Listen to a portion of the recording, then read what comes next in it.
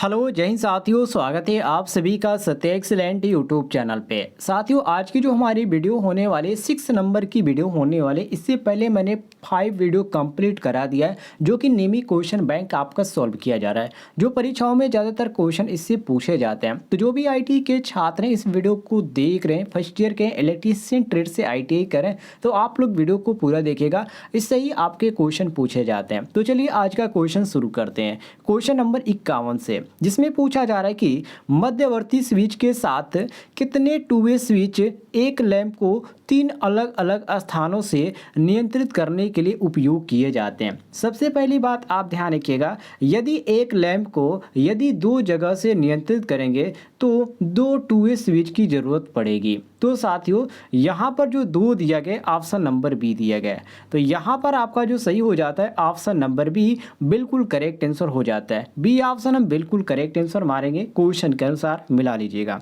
चलिए आगे देखिए क्वेश्चन नंबर 52 को, जिसमें पूछा जा रहा है कि कंसील्ड वायरिंग का क्या फ़ायदा है। जो कंसील्ड वायरिंग होती है साथियों, इसका फ़ायदा क्या होता है? तो फ़ायदा इसका ये होता है कि जो नमी होती है, कंसील्ड वायरिंग करने से नमी से जो सुरक्षा प्रदान करता है, इसका सबसे महत्वपूर्ण यहाँ पर विशेषता यही होती है कि ये जो करता है कंसील्ड वायरिंग, ये नमी से सुरक्षा प्रदान करता है। और यहाँ पर जो दिया गया ऑप्शन नंबर डी दिया गया है कि प्रोटेक्शन अगेंस्ट जो कि मेचर जो कि अर्थात नमी से सुरक्षा, ऑप्शन नंबर डी हमारा बिल्कुल करेक्ट आंसर देखने को मिल जाता है।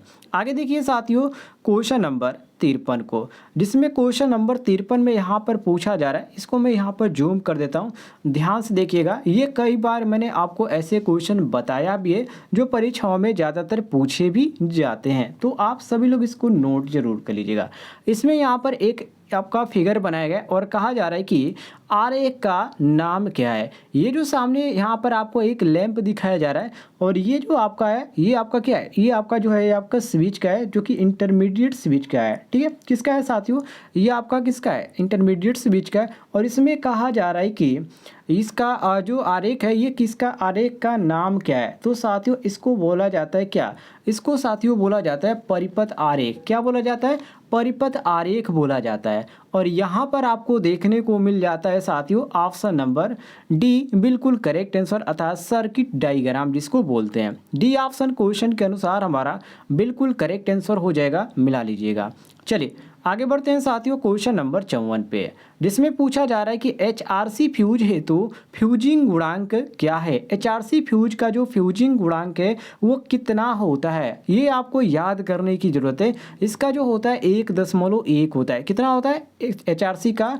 आपका 1.1 होता है। और कल की डेट में मैंने आपको एचआरसी का पूरा नाम बताया था, जिनको याद है कमेंट बॉक्स में ज़रूर बताइएगा। आज मैं आपको नहीं बताऊँगा, देखते हैं कितने लोग यहाँ पर पढ़ रहे हैं या केवल यहाँ पर वीडियो देख रहे हैं। चलिए आगे देखते हैं क्वेश्चन नंबर 55 पे, जिसमें साथियों पूछा जा रहा है कि किस प्रकार के रिले को एसी और डीसी दोनों में संचालित किया जाता है। मोस्ट इंपॉर्टेंट क्वेश्चन है। देखिए साथियों, इसमें एक आवेग रिले होता है। जो आवेग रिले होता है साथियों, इसको हम एसी और डीसी दोनों पर संचालित कर सकते हैं। बाकी जो फेरेड रिले होता है ये डीसी के लिए होता है, उसमें रिले भी आपका डीसी के लिए होता है। लेकिन जो आपका आवेग रिले होता है ये आपका क्या होता है, ये आपका एसी और डीसी दोनों पर ये संचालित हम कर सकते हैं, कोई भी इसमें यहाँ पर नुकसान नहीं होता है।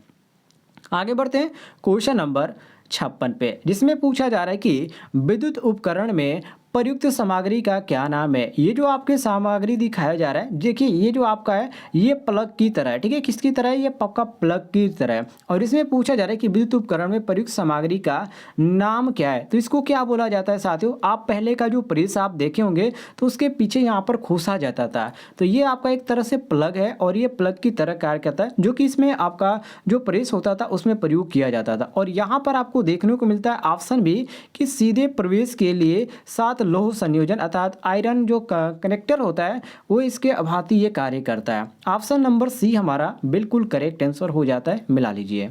आगे देखते हैं हम क्वेश्चन नंबर 57 को, जिसमें साथियों पूछा जा रहा है कि सामग्री प्रतीक का नाम क्या है। ये जो आपके सामने यहाँ पर एक बनाया गया चित्र, ये आपका सिंबल है और ये किस चीज़ का सिंबल है साथियों, तो आप ध्यान से इसको देख लीजिए। ये आपका बार बार परीक्षा में पूछा जाएगा, जिसको बहुस्थिति एकल ध्रुव स्विच के नाम से जानते हैं, अर्थात multi position switch single pole के नाम से जाना जाता है। ऑप्शन नंबर डी हमारा बिल्कुल करेक्ट आंसर हो जाएगा। आगे बढ़ते हैं हम क्वेश्चन नंबर 58 पे, जिसमें पूछा जा रहा है कि घरेलू तारों में लचीली तारों का क्या उद्देश्य है। घरेलू तारों में लचीली का मतलब क्या, फ्लेक्सिबल, ठीक है, अर्थात यहाँ पर लचकदार भी कह सकते हैं।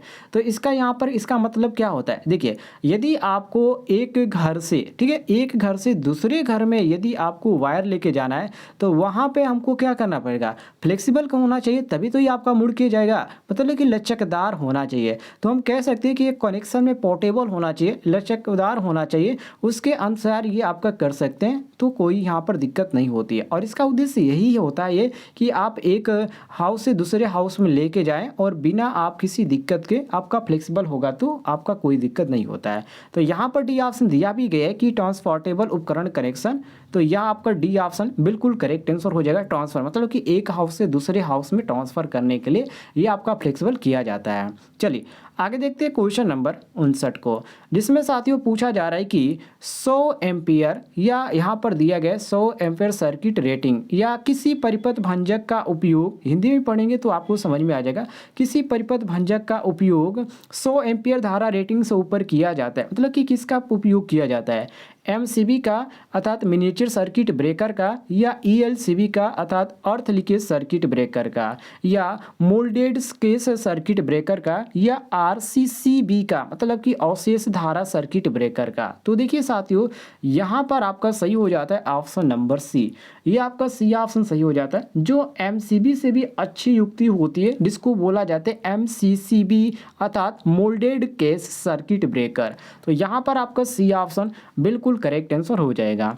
आगे देखिए साथियों क्वेश्चन नंबर 60 को, जिसमें पूछा जा रहा है कि तांबे के फ्यूज तार पर टीन कोटिंग का क्या उद्देश्य है। आप सभी को मालूम है तांबे के जो फ्यूज वायर होते हैं उसमें टीन की कोटिंग की जाती है, तो ये कोटिंग क्यों की जाती है इसमें पूछा गया। तो देखिए साथियों जहाँ पर टीन की मात्रा बढ़ जाती है वहाँ का जो गलनांक होता है कम हो जाता है, और उसी कारण इसका जो उपयोग किया जाता है तांबे के तार का ऑक्सीकरण रोकने के लिए किया जाता है। मतलब कि तांबे के फ्यूज तार पर टिन कोटिंग करने का उद्देश्य यही होता है कि जो इसका साथियों जो होता है तांबे का तार उसका ऑक्सीकरण रोका जा सके। और यहाँ पर ऑप्शन हमारा कौन सा मैच कर रहा है, तो ऑप्शन नंबर सी मैच कर रहा है। यहाँ पर आप देख सकते हैं तांबे के तार का ऑक्सीकरण रोकने के लिए। और ये जो आपका होता है साथियों इसमें जो मात्रा होती है इसको भी आप ध्यान रखिएगा, इसमें टीन की मात्रा बढ़ जाती है, और जब टीन की मात्रा बढ़ जाती है तो वहाँ का जहाँ गलनांक होता है वो क्या हो जाता है,